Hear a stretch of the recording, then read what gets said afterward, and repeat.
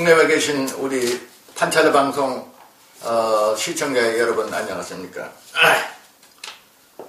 오늘은 우리 훈민정음에 관한 몇 가지 문제점에 관해서 말씀드리고 또 어원을 해석해 나가겠습니다.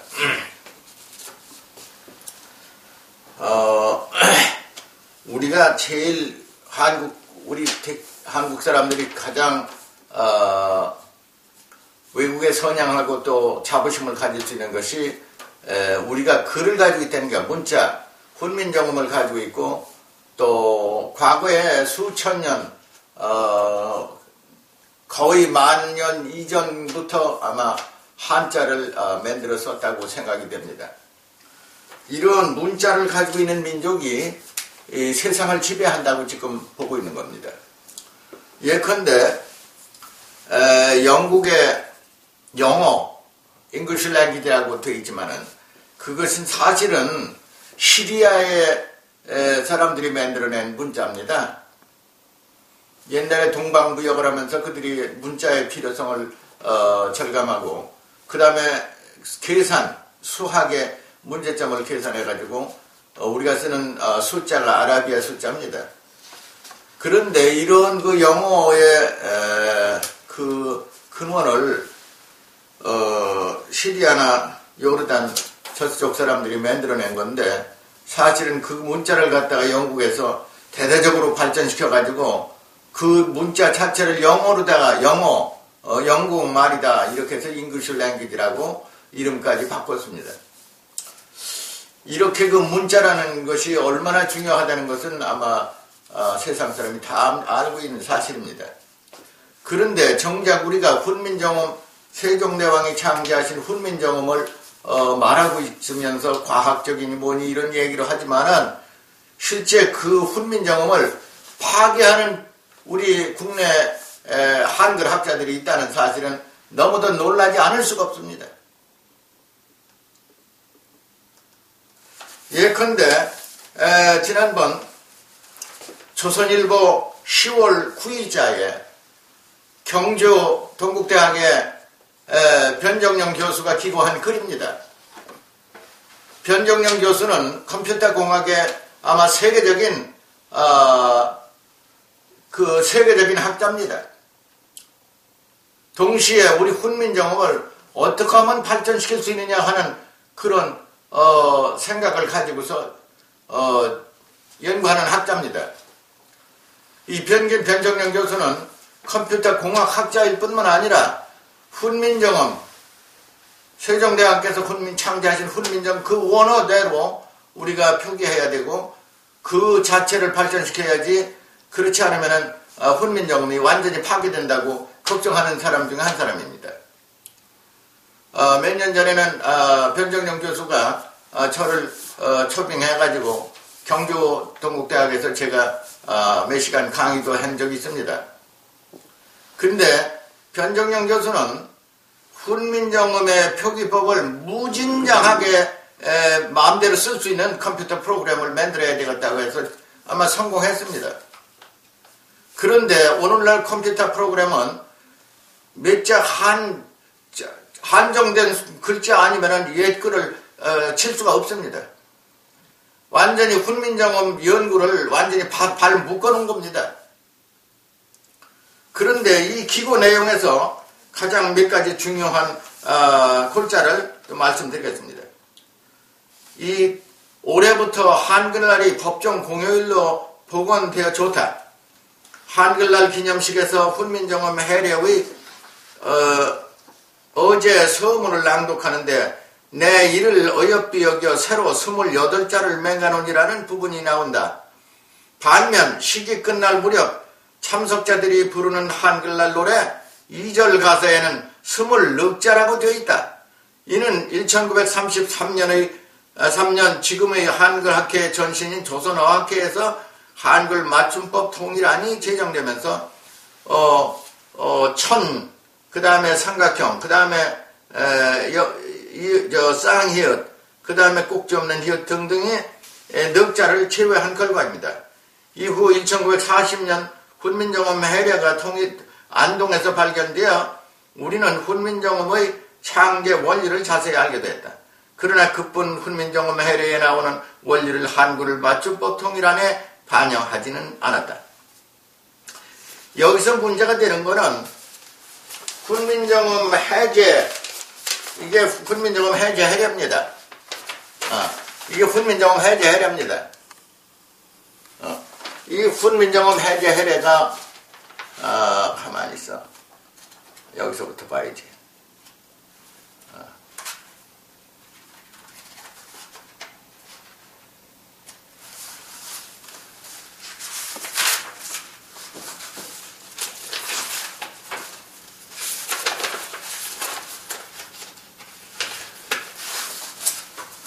이 훈민정음 해제 해례입니다, 이게. 훈민정음 해제 해례는 대단히 중요한 훈민정음 창제 원리를 설명하는 책입니다. 이것을 전부 한자로 기록해가지고 설명했기 때문에 대단히 연구하는데 어려움이 있습니다. 그러나 이 정도의 한자를 해독하지 못한다면 훈민정음뿐만 아니라 역사나 철학이나 학문을 연구할 수 있는 학자가 될 수가 없습니다. 이 훈민정음 해례에 보면 세종대왕께서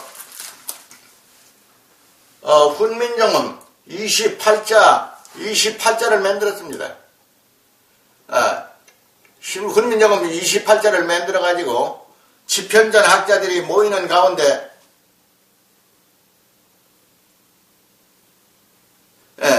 훈민정음 28자를 만들어가지고서 지편전 학자들이 모여라 해놓고 그 앞에서 세종대왕께서 이것이 훈민정음 28자야 하고 발표를 하십니다.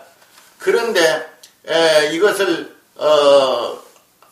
이걸 가지고 그 모양은 전서체를 모방한 글자로 보인다고 얘기를 하고 있습니다.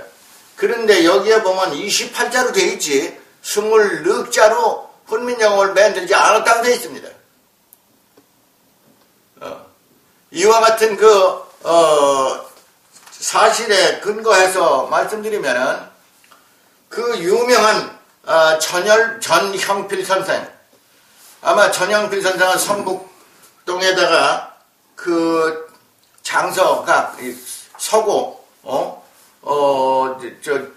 책을 보관하는 큰 도서관 같은 걸 만들어 가지고 거기에다 보관하고 있습니다. 그 몇 년 전에 제가 그 전형필 선생의 소장품을 구경하러 갔습니다.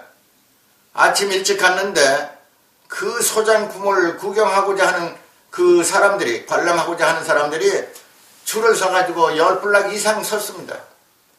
2시간, 3시간 기다려야지 자기 차례가 돼서 전형필 선생의 서각에 들어가서 그걸 볼 수가 있습니다. 그래서 대단히 많은 사람들이 열렬한 관심을 가지고 훈민정음과 우리말의 뜻이 얼마나 소중하다는 사실을 저는 통감했습니다. 이 전형필 선생은 이미 이 훈민정음 해제 해례를 외정시대 1940년대가 아닙니다.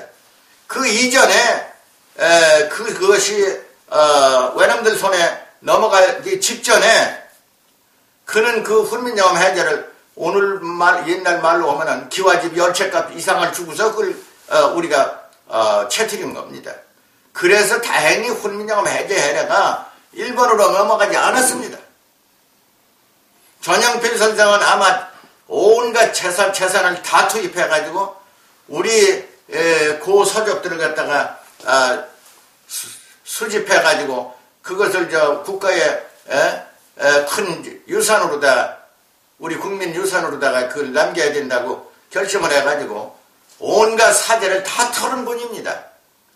아마 전형필 선생 같은 분이 안 계셨으면은 우리 한국에는 아마 고서가 거의 없어질 뻔했어요. 그만큼 소중하다는 것을 이미 안 분이 전형필 선생입니다.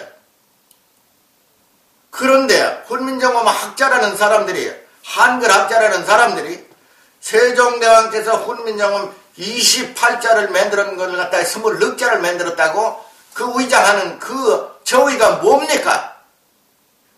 이거는 매국노의 매국노라고 우리가 부르지 않을 수 없습니다. 그 20넉자라고 말하는 그 이거가 뭡니까? 다른 얘기 할 거 없습니다. 보세요. 이게 1920년대에 만들어진 조선어 사전입니다. 조선어 사전에서 무엇을 말하고 있느냐 하면은 이 조선어 사전입니다.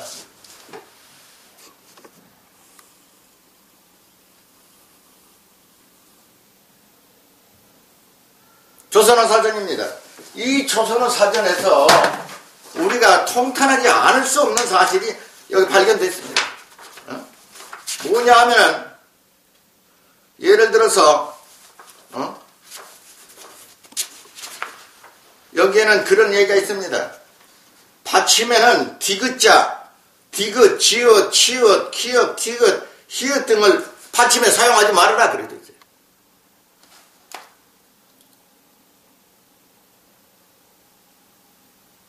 그 다음에 우리가 그전에는 원래 경거장이라고 그랬어요.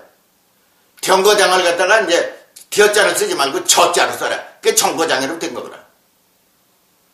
뎌타 그렇게 하는 게 지금 북한 말은 전부 뎌씁니다. 뎌타 그렇게 말하는데 뎌타라고 하지 말고 조타라고 해라. 이렇게 해서 글자의 표기법을 갖다가 다 망쳐놓은 것이 조선어 사전입니다. 이 조선어 사전에 근거해가지고 연구한 사람들이 소위 한글학자입니다. 해방된 지 벌써 60년이 되지만은 이 잔재를 벗어보지 못하고 아직까지도 식민주의 거기에 근거해가지고 훈민정음을 가르치고 한글을 가르치고 훈민정음 창제지 한글 창제가 없습니다.